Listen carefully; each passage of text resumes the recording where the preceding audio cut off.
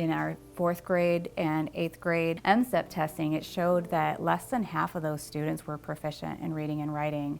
And then the 11th graders in the county who took their college readiness exams, less than half of those were proficient in reading and writing, just getting ready to go out of high school.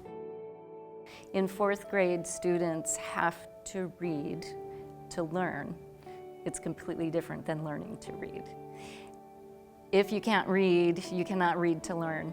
And so what we are learning is that a lot of the reading skills and literacy skills are very challenged, not just in Mecosta County, but in our region.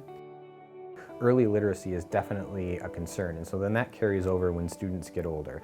And so we're worried about just the language students have when they come into school, so oral language, and then when they get into school, if they're lacking some of those oral language skills, that then hurts the students when they're trying to learn how to read, learn how to sound out words, because it's hard to make a connection between a word you're sounding out if you haven't heard the word. And so it kind of has compounded, over time, these problems. And so if you even look at state data, the percent of students proficient in reading like in 3rd grade is quite low.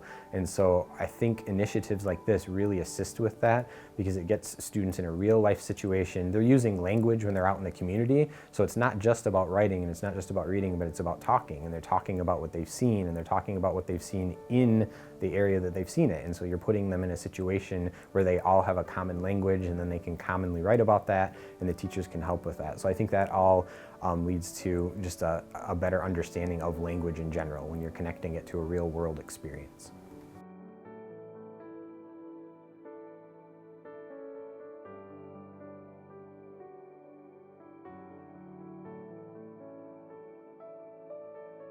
A major literacy concern is that there are quite a few adults who have not learned to read at a level that they need to read in today's economy. And so since everything is kind of text-oriented, as we move to our phones, the ability to communicate via writing and reading is absolutely essential.